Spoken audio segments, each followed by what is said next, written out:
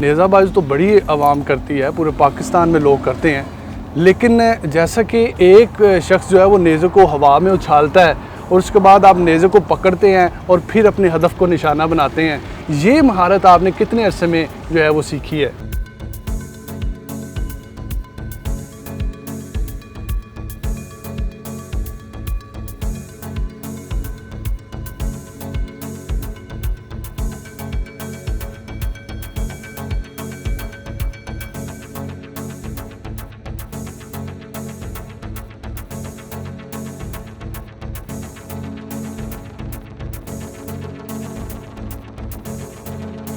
मज़ीद आगे बढ़ने से पहले आप हमारे चैनल को सब्सक्राइब कर लें और बेल के निशान को दबाकर ऑल वाले ऑप्शन को सिलेक्ट कर लें ताकि आइंदा आने वाली वीडियोस सबसे पहले आपको मिल सके।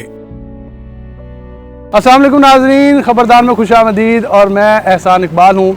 आज हम मोहम्मदिया हैदरिया सुल्तानिया ऐवान क्लब में मौजूद हैं और हाफिज़ाबाद का ये क्लब है। यहाँ की ये ख़ास बात है कि ये फ़ैज़ान नज़र है हक बहु सरकार क्लब के साथ और उनके साथ इनकी वाबस्तगी है। मलक अज़ीम अवान साहब जो है वो इस क्लब के सदर हैं हाफिज़ाबाद से।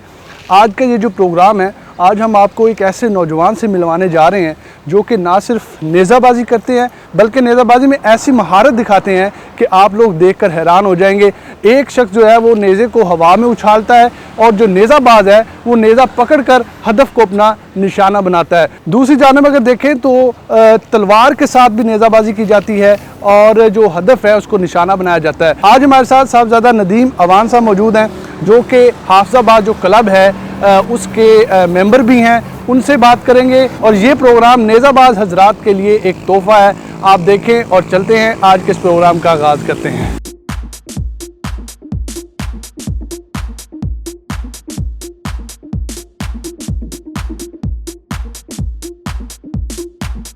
अस्सलाम वालेकुम नदीम भाई। जी वालेकुम सलाम जी। सब ठीक है जी, अल्लाह का बड़ा शुक्र। सर सबसे पहले हम आपको वेलकम करते हैं खबरदार में। जी मेहरबानी, शुक्रिया। मुझे ये बताएं कि ये जो क्लब है इसके आप रुकन हैं, कब से नेज़ाबाजी का शौक़ है आपको? जी अल्हम्दुलिल्लाह मोहम्मदिया हैदरिया सुल्तानिया हक बहु अवान क्लब का मैं एक मेंबर हूँ जी। तो अल्हम्दुलिल्लाह शौक़ तो काफ़ी अरसे से है, लेकिन अभी 1-2 साल हो गए हैं जो प्रॉपर जो नेज़ाबाजी शुरू की है जी। अच्छा नदीम भाई, नेज़ाबाजी तो बड़ी आवाम करती है, पूरे पाकिस्तान में लोग करते हैं, लेकिन जैसा कि एक शख्स जो है वो नेज़े को हवा में उछालता है और उसके बाद आप नेज़े को पकड़ते हैं और फिर अपने हदफ को निशाना बनाते हैं, ये महारत आपने कितने अरसे में जो है वो सीखी है? असल में एहसान भाई, नेज़ाबाजी तो सभी करते हैं, लेकिन मेरा एक शौक़ था और मैं ये चाहता था कि अगर मैं इस फील्ड में आऊँ, एक ऐसा करूँ जो कभी किसी ने किया ना हो। तो अल्हम्दुलिल्लाह वो मैंने ऐसा करके दिखाया कि देखने वाले कहें कि यार वाकई इस चीज़ का मज़ा आया, पहले ये चीज़ देखी नहीं है। अच्छा नदीम भाई, कितना वक्त लगता है एक अच्छा नेज़ाबाज बनने के लिए?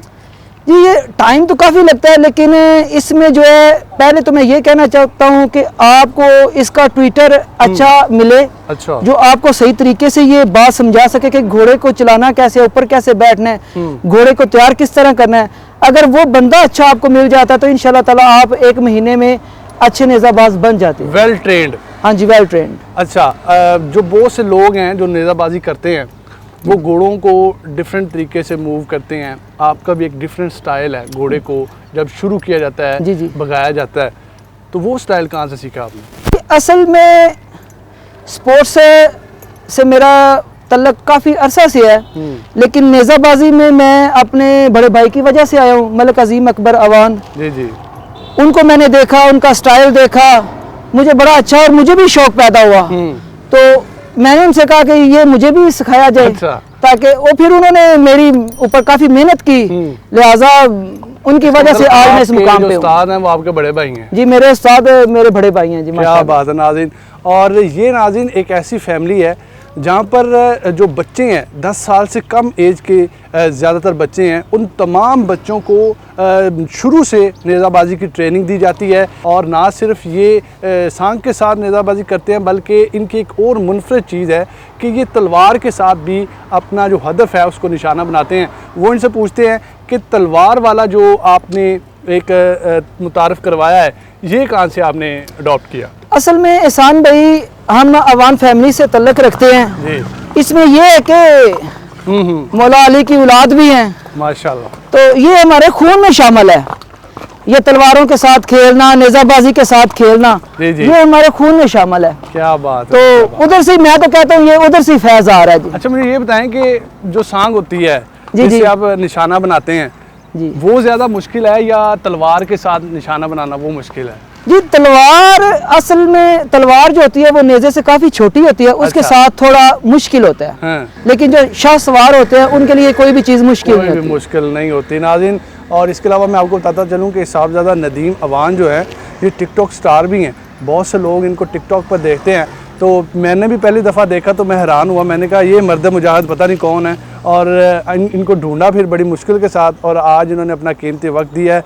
और मैंने जैसा कि आपको बताया कि ये तलवार के साथ भी नेज़ाबाजी करते हैं और सांग जो नेज़ाबाजी में इस्तेमाल की जाती है उससे भी यूज़ करते हैं। इसके अलावा इन्होंने बताया कि तकरीबन 2 साल हुए हैं आपको इस फील्ड में आए हुए। जी जी। अभी 2 साल हुए इनको इस फील्ड में आए हुए, और कोई भी काम मुश्किल नहीं है अगर इंसान करना चाहे, अगर उसकी लगन हो। तो ये जो एक्टिविटी है ये बड़ी हेल्दी एक्टिविटी है।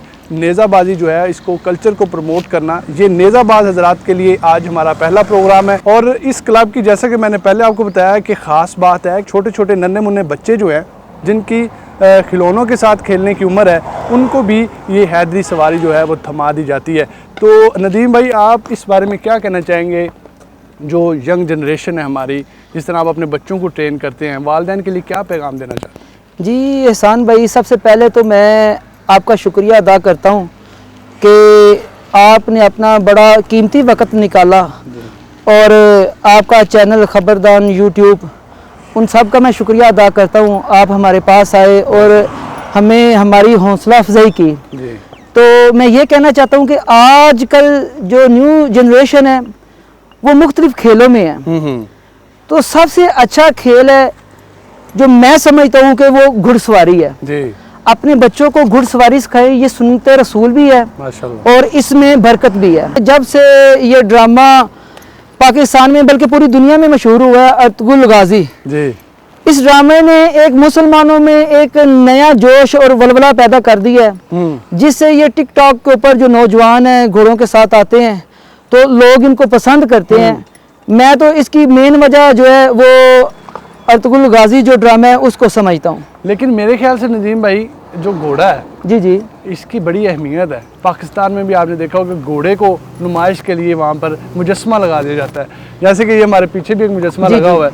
तो मेरे ख्याल से वो ड्रामे से ज़्यादा घोड़े की अहमियत है। असल में एहसान भाई, घोड़े की अहमियत आपको मैं बताता चलूँ। घोड़े की कसमें अल्लाह ताला ने कुरान पाक में उठाई है। माशाल्लाह। घोड़ा एक पाक सवारी है और पाक जानवर है। बिल्कुल। अल्लाह ताला ने तो इसकी कुरान पाक में कसमें उठाई, इसकी सुंबों की कसमें उठाई हैं। तो इसकी दीन इस्लाम में बहुत अहमियत जी है। बहुत अहमियत है। ज़ाहिर है कि ये कमाल की एक चीज़ है। इसका जब जिस चीज़ का कुरान पाक में जिक्र आ जाए जी। तो उसका क्या कहने। आपका कहना है कि टिकटॉक में स्टार बनने के लिए आपको घोड़ा खरीद लेना चाहिए, जी ज़ाहिर, मैं तो कहता हूँ इस शौक को आगे लेके चलना चाहिए, प्रमोट करना चाहिए। ये एक शौक जो है ये मर्दों का शौक है। बिल्कुल। जी तो नाज़रीन, अगर आप भी टिकटॉक स्टार बनना चाहते हैं, चूँकि आजकल घोड़ों का बड़ा ट्रेंड है और हमारे चैनल से भी बहुत से लोग आगाही हासिल कर रहे हैं, तो मैं तो यही कहना चाहूँगा कि अगर आप भी टिकटॉक पर स्टार बनना चाहते हैं, एक घोड़ा ख़रीदें, घोड़सवारी सीखें, घोड़े पर सवारी करें और टिकटॉक पर खूबसूरत वीडियोस बनाएं और यूट्यूब पर वीडियोस बनाकर भेजें, ताकि जो यंग जनरेशन है, नेक्स्ट आने वाली जनरेशन है, उसमें भी शौक़ पैदा हो सके। हम अपना हक़ अदा कर रहे हैं, अपना हिस्सा इसमें डाल रहे हैं, और आप लोगों का अब हक़ बनता है कि आप भी अपना हिस्सा डालें और इस शौक़ को और इस हैदरी सवारी को मज़ीद प्रमोट कर सके। अच्छा नदीम भाई, यहाँ पर हाफिज़ाबाद में कोई गवर्नमेंट का ग्राउंड वगैरह अवेलेबल है आपको नेज़ाबाजी के हवाले से, या आप अपनी मदद आपके तहत ही सब कुछ कर रहे हैं? जी एहसान भाई, मैं ये बताना चाहता हूँ, लाजमी है कि ये एक पाक शौक है और इंटरनेशनल ये हॉर्स राइडिंग है। जी जी। तो इस लिहाज से गवर्नमेंट जो है वो इस खेल को प्रमोट नहीं कर रही।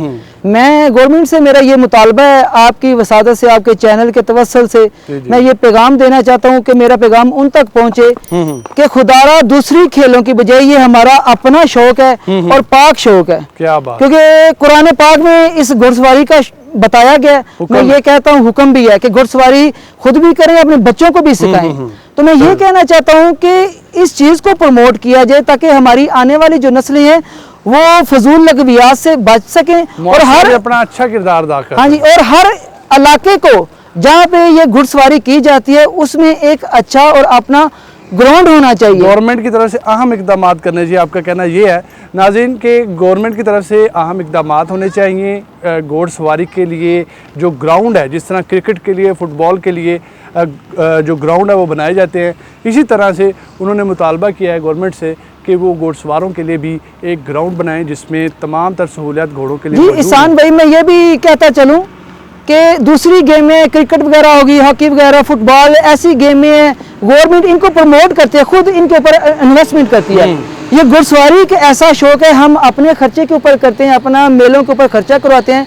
ये गवर्नमेंट को चाहिए कि इस इंटरनेशनल घुड़सवारी को आगे लेकर चलें ताकि दुनिया में एक अच्छा मैसेज जा सके और दुनिया को ये बता सके कि मुसलमानों का असल जो खेल है वो घुड़सवारी है। जी बिल्कुल जी। तो नाज़रीन, जहाद का भी हुक्म है कुरान पाक में और घोड़ों का बार बार जिक्र किया गया, घोड़ों के जो सुम है उनकी कसम उठाई गई है।